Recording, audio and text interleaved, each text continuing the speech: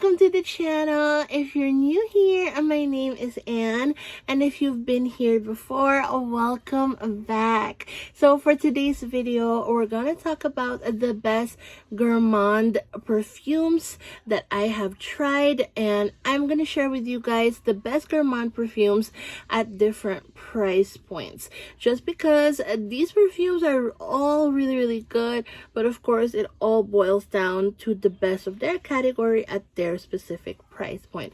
So I'm going to talk about some very affordable ones, ones that are more mid-range, and then ones that are more high-end. So let us jump into it. So you guys, the first fragrance that I'm going to talk about is none other than, this is such an OG. I'm sure you guys might probably have this one, have tried it before, or have heard of it, and this is the Aqualina Pink Sugar. Now this fragrance, it is absolutely different in the opening. I have to say, this fragrance smells like straight up licorice candy when you first spray it. Now, first impressions that I have with this fragrance, I didn't like it very much because I really am not a fan of licorice. Like, candy wise, I don't like the candy, and one of the main things that I don't gravitate towards that candy is because of the smell of it. So something about licorice that I'm not really a fan of, and this one has a strong licorice note. So when I first got this, I was like, oh my gosh, why do people like this scent so much? Like, why do they rave about this? Like, I don't understand. It smells like pure licorice. However, this is one of the fragrances that you can really see a difference from the initial spray to the dry down. It behaves like an expensive perfume, because you know how expensive perfumes, they have a distinct initial opening, a mid like the heart notes, the middle notes, and then the base notes come out after a couple hours. So this one functions the same, except the dry down gets lost after 30 minutes, which is amazing because I absolutely despise the opening of this one, and I just don't like the licorice note at all. However, the base note, the dry down of this perfume is caramel, cotton candy, super delicious vanilla. This is like very good for Valentine's Day as well, just because it is a daytime and nighttime fragrance. It's like a transitional fragrance for daytime to nighttime, or you can use it all day. It's not a very time specific kind of fragrance, and it is really sweet. So this one is really good during the cold season. Now let us move on to my next favorite, and this one, it is super affordable. You can buy this one for less than $20 actually from Target, and this is the Mix Bar perfume, and this is Vanilla Bourbon, and this one is number 9, the Eau de Parfum, and I got just a regular size. So, and now this one, from the initial spray, from the initial spray, you will smell some kind of like a deep kind of powderiness about it. There's also some woodsy notes, as well as like a liquors, like a bourbon, kind of a vanilla bourbon kind of a smell to it, and then it dries down to be more sweet, kind of like toasted marshmallows scent, and it also has that deep, like, expensive vanilla. So when I saw the notes of this one, it says that it is Madagascar vanilla, and it also has woodsy notes, and it also has musk. So this is a really long wearing scent, and what I love about this one is that it may smell like Bonfire Bash, especially from the cap and from like the initial spray, but it actually turns sweeter on your body as time goes by. And I really enjoy this fragrance because it is really expensive smelling. It is an expensive smelling vanilla, and it's almost unisex in a way, but it is still sweet. I really like this one. Now, if you find like fragrances like Pink Sugar to be a little too much for you, this is not too much of a of a vanilla. It is definitely toned down because of that bourbon note, but this is still like really gourmand and delicious with a sophisticated twist.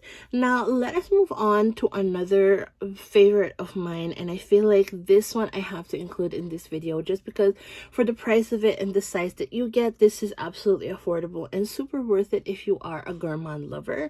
Now this is Fancy by Jessica Simpson. Now this scent right here, it is absolutely beautiful. So it does have like floral notes in the opening, like some jasmine, a little bit of lily. Like you can definitely smell distinct like floral notes in the opening. However, this one actually, as it warms up on your skin, as it dries down, it turns into like more caramel. It has caramel accords. It also has really delicious like vanilla, amber notes in there. And this one, I have to say, is your sexy sweet kind of a scent. So it is very sophisticated. It is not like a foodie kind of a smell, because I feel like Aqualina Pink Sugar is foodie smelling.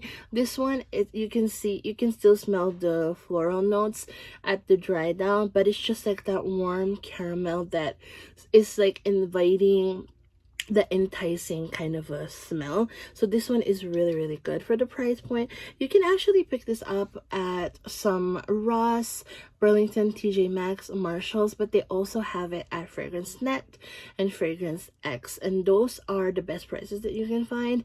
You can find this one for like 20 bucks or less on these retailers. Now let us move on to the mid-range, and I'm so excited about these two options right here just because depending on where you purchase them, they could be around like 20 something dollars, and they could be like around $30 at the most. So the first one I'm going to talk about is this one, is the Only One by Dolce & Gabbana, and I have the 1 ounce bottle. This one is a really heavy bottle, very giftable. It is super beautiful, and it is like a sleek packaging. It's square, but something about it that's really sleek. And this scent right here, so when you initially spray this one, you can actually smell a little bit of like fruity notes, like pear. You can smell musk, you can smell a little bit of jasmine, and you can smell a little bit of the patchouli. However, this one, it has also like coffee notes, but it's not a pungent coffee. It is more of like a, it's kind of like the coffee bean kind of a smell. Coffee bean. This one actually has the same fragrance DNA as Black Opium by YSL, and that one also has some coffee notes in it. And I don't understand why people don't hype this one so much, because it is actually a really good fragrance, super long lasting on the skin. Projection is a medium, but the longevity of this fragrance is amazing. It's like lasts up to 8-9 hours on the skin and on the clothes. This one, it actually when it melts on your skin, it actually turns into this beautiful like caramel, of vanilla. It also has sandalwood in there, patchouli. So the patchouli note in here, it is not as vibrant. So you know how sometimes patchouli can make a scent very herbaceous? This one doesn't do that. It is just a perfect mix. And that coffee note, you guys, that you can smell from this one, it is just the right coffee. It is not a Starbucks coffee. It is not like a straight up hazelnut or mocha scent. It's just, like I said, coffee beans, like from the bag, but like not your super offensive like pungent coffee. And I really enjoy this fragrance. This one, it could actually be mixed with, if you want to like take out the fragrance notes of this one, you can mix it with, let's say, Mary Mocha from Victoria's Secret Pink. You can also mix it with Vanilla Mocha Cream from Bath and Body Works. But this one is just a beautiful like coffee vanilla kind of fragrance. Now let us move on to Ariana Grande's Ari. Now this one is actually really nice. Now this scent, it also has like an opening that could be kind of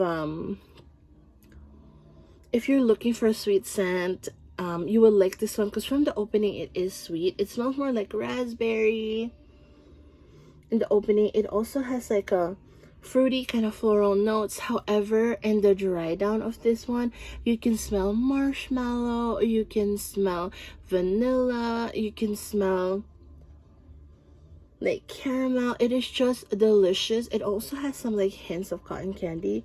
But what is really good about this fragrance, it's kind of like a chameleon kind of a fragrance. So with this scent, you can actually mix bonfire bash with this one to make it a little bit smokier. You can even mix any typical vanilla that you may have in your collection will definitely mix well with this one. Love Cotton Candy Champagne works so well with this, and this scent is such a compliment getter. I love this fragrance. I actually get complimented so much with this fragrance, and when I tell them that it is Ariana Grande, they actually get so confused because they don't know that Ariana Grande has such bomb fragrances.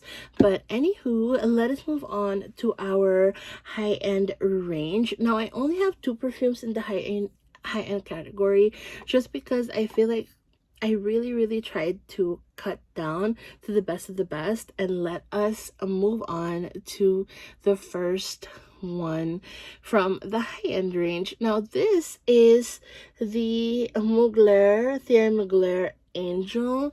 Now, this is a limited edition packaging, but you guys, you can tell I've used so much of it. I've used this one for years. This is like absolute perfection. So this one, it has plum accords in the opening, a little bit of cotton candy, tonka bean, vanilla. It is such a unique fragrance. It has this uniqueness about it that when you smell it, you're just like, yes, it smells so good. Like when you smell it, you won't really pick up what it is. I'm just explaining to you guys what it is, because like I've been wearing this for so long, and like the notes of this one are so complex. It is a well done fragrance, you guys. This is absolutely beautiful, and I love that this is a chocolate fragrance. So in the dry down, this one is definitely chocolate and vanilla and cotton candy. It is yummy, but it is still like feminine and mature kind of a chocolate. So it is not that wiggy chocolate. It's not hot cocoa and cream. It is definitely like such an elevated chocolate scent. This one, it is an enticing scent. If you wear this scent, you will definitely smell unique, just because I noticed that not a lot of people wear Angel. A lot of people are more drawn to Alien by Mugler, but try this one and see the difference, because it is just absolute fire. The favorite thing about this is that you can actually mix it with any of your fragrances. You can mix this with coconut cream pie.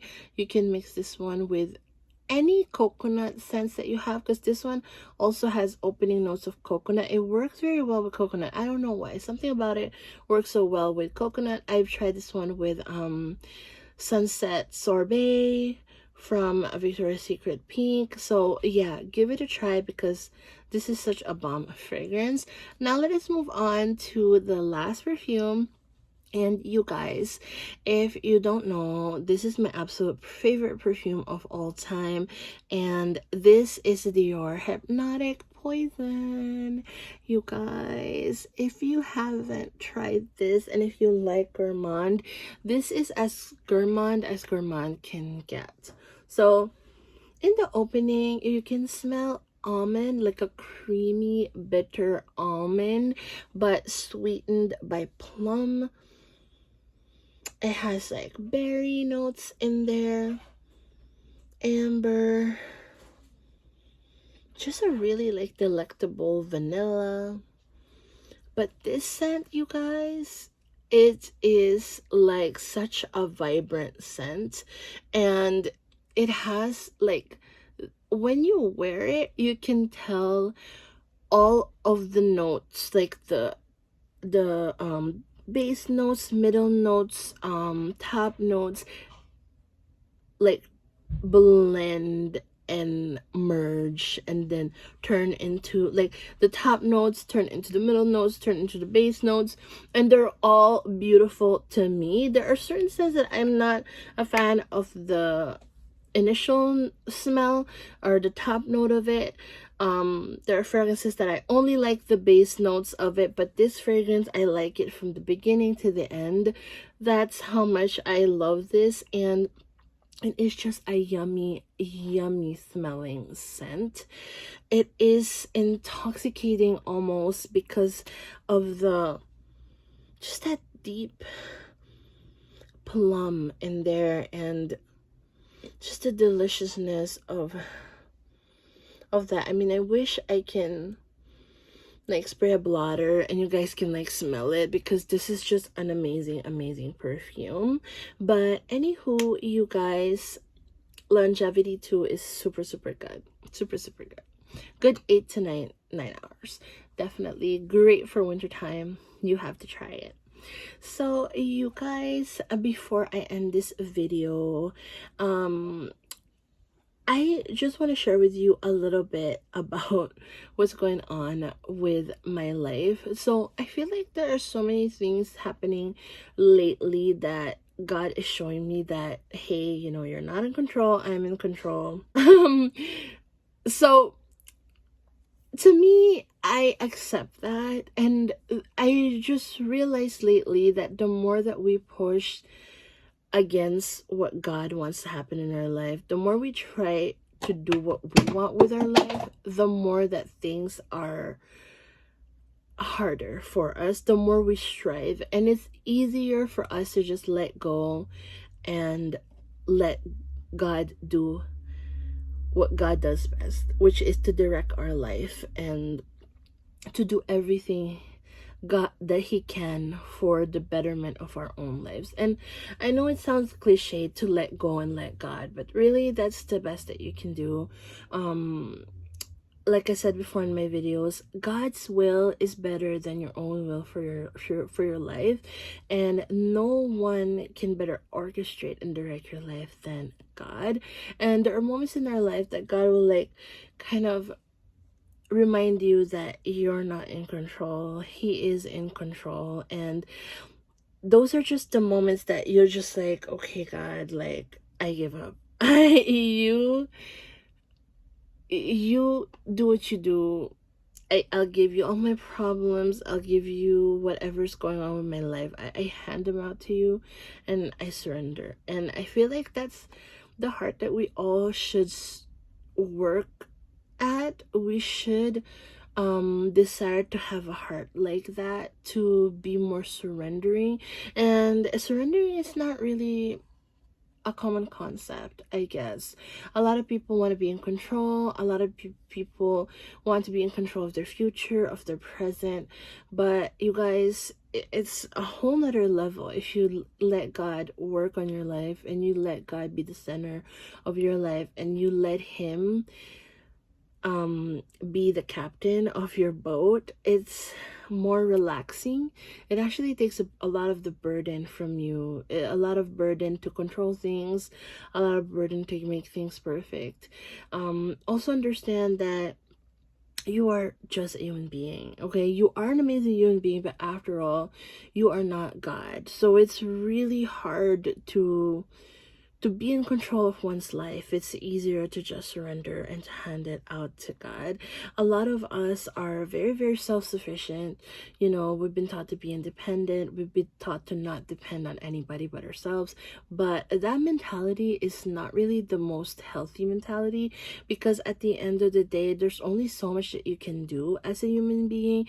And a big part of living a very peaceful life is being at peace with the idea that God is in control, and whatever he wants to happen in our life will happen. Okay, so just understanding and accepting that it is not really easy in the beginning, but it is a process that every day, you know, you have to ask God, please let me allow you to have control over my life, because he is the best person to do that anyways for us. So I encourage you guys, if you haven't done it yet, ask God to be in control of your life.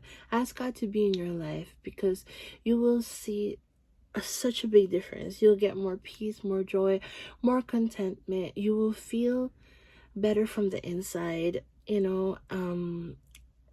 It's the pressure is off. The pressure is off. And it's just the happiest that I've been ever since I surrendered my life to God. And I truly, truly encourage you guys to do the same. I'm going to be putting some of my favorite verses from the Bible underneath the description box for you guys. And as always, I super, super appreciate you guys. Thank you so much for allowing the channel to grow this much. I truly appreciate all of you for your support, and I will see you guys on the next one. Bye.